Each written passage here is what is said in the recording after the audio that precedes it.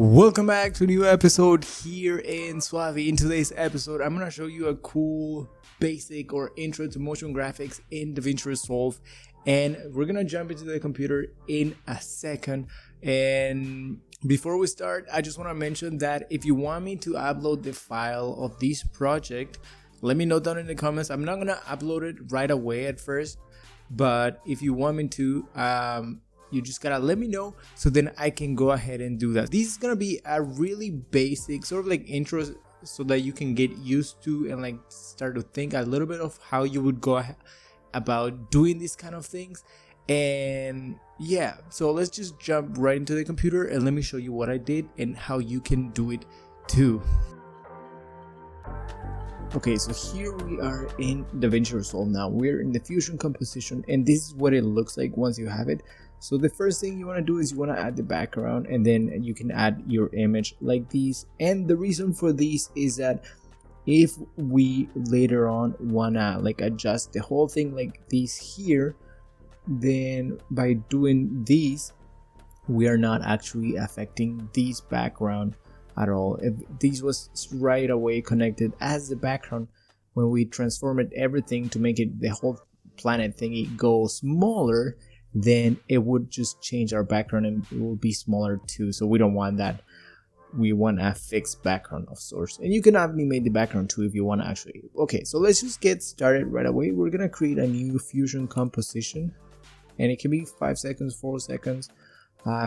It doesn't really matter. Let's do it 4 seconds actually for this tutorial sake. So we have a so it's like long enough and short enough at the same time, right?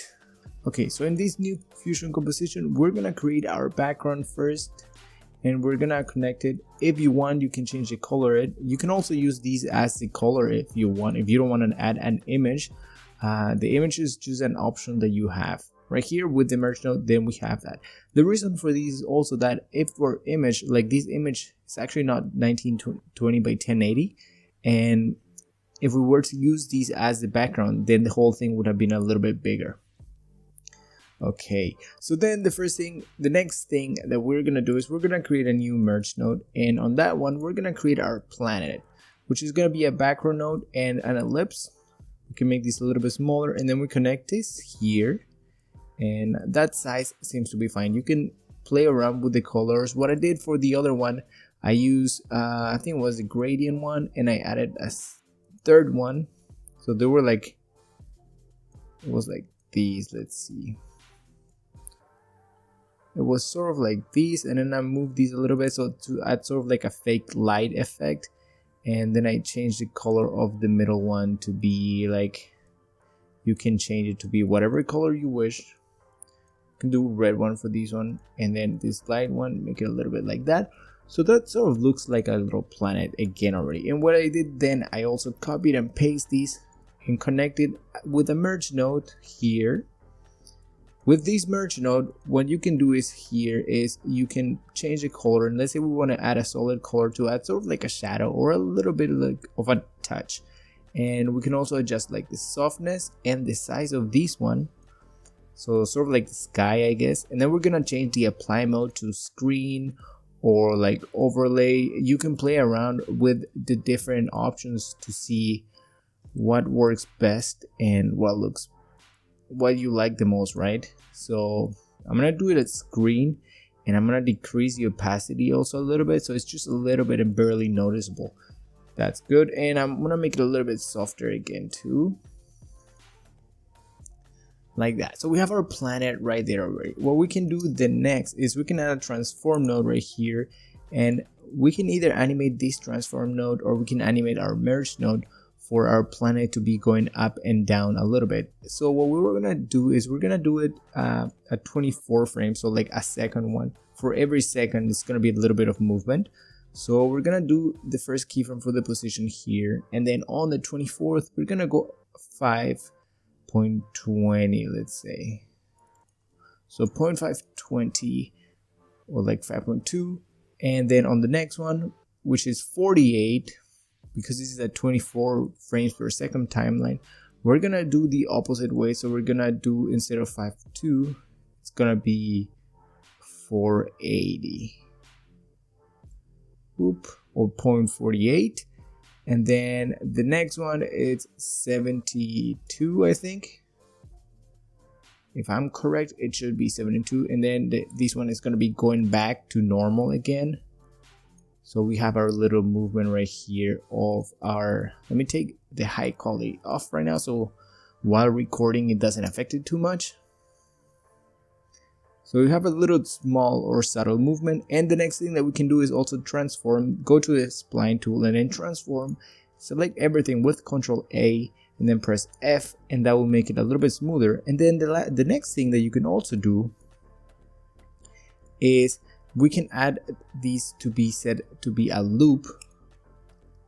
So whenever it goes here, it will end on that. So, oh, one thing I forgot actually, if you wanted to set it be a loop, so if you wanted to just continue like that and you're not taking it into account this whole like 96 frames, I guess they're here, then you might want to do like 48, which is the half. So this whole thing would actually end at 48 and not at 72. So it will have to be right in the half. So then you have 2 copies of this thing. You know what? Actually, let's do that. And for that, we're gonna go and we're gonna have to go to the keyframe section and we're gonna move everything back a couple of frames. So it's gonna be 16 and then it's gonna be 32. And then this one's gonna be on 48. And that will allow 16 frames for each of these.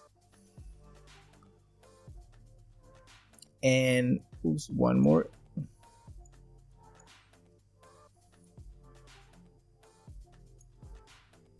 Okay, we're fine there. So then here we can add the loop effect. So the whole looping is gonna be actually really accurate, and it's gonna end here and it's gonna start at the same position again. All right, so then we have our world moving around. So we're gonna go to the next section, which is our little moon or a little planet that's rotating around. And this is all done in 2D, and we're just playing around with the perspective to make it be, just to play around a little bit with it, to not have to use the actual 3D tools here in Fusion. This is all 2D and just playing around with the different options that we have. So right now our ellipse is the same size, so we're gonna make it smaller, and we're actually gonna change the color, and we're gonna make it vertical this time. We're gonna play with 2 different colors here. It's gonna be not red, but it's gonna be like a greenish maybe, and we can make these a little bit smaller again maybe. Like that, it's fine. And then we're gonna adjust the position to start our animation right here. Make it a little bit smaller again. So that's gonna be the starting point of our animation. So what we're gonna do is we're gonna take 48 as our ending point again, so we can create our position keyframe there already. And then we're gonna go here to 0 and we're gonna create the first position keyframe. So if we loop these, then it's gonna be the same way, and there's not gonna be weird points around. So then the next thing that we can do is here at 24, which is the half, we're gonna go and make the position of these be across our planet right here. And then if we play this back, we're gonna see this movement just going back and forth of our second planet here that we have, right? And that doesn't look like much yet, but I will show you why and how we're gonna fix that in a second. We're gonna go to the spline tool again, and we're gonna press Ctrl A again and then F to make everything smooth. And we can also activate this loop by pressing this set loop option.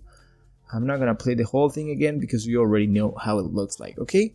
Then the next thing that we wanna do is we're gonna play around with a mask that we have here. So we're gonna add another ellipse, and it's gonna be here to this merge node because that affects our little planet that moves around. And we're gonna try to adjust these to fit the size of our actual planet. It doesn't matter that this one is moving too much because the movement is subtle. So if this is not animated, it's not that big of a deal. But right now we're seeing our planet go from inside, right? what we want to do is we're gonna invert these. So now we can see our planet just like that. And if we take the solid out, it's actually gonna come on top of it, in front of it, I guess. And then if we activate the solid, then it's gonna go behind it. So how do we fix these then? So we're gonna go here to frame 24, which is when it reaches this section. And on frame 24, we're gonna activate this keyframe, and then we're gonna go one more keyframe, and we're gonna activate the solid. So that's gonna make our planet go behind our bigger planet. And in this case, we might want to adjust our animation right here a little bit so it fits when the thing is moving at the same time, right? Okay, so then we got to the frame 48, which is when it gets all the way to the other side. So right before that, we're gonna go to frame 46, create a new keyframe, then go one keyframe ahead, and then create the solid out of it again.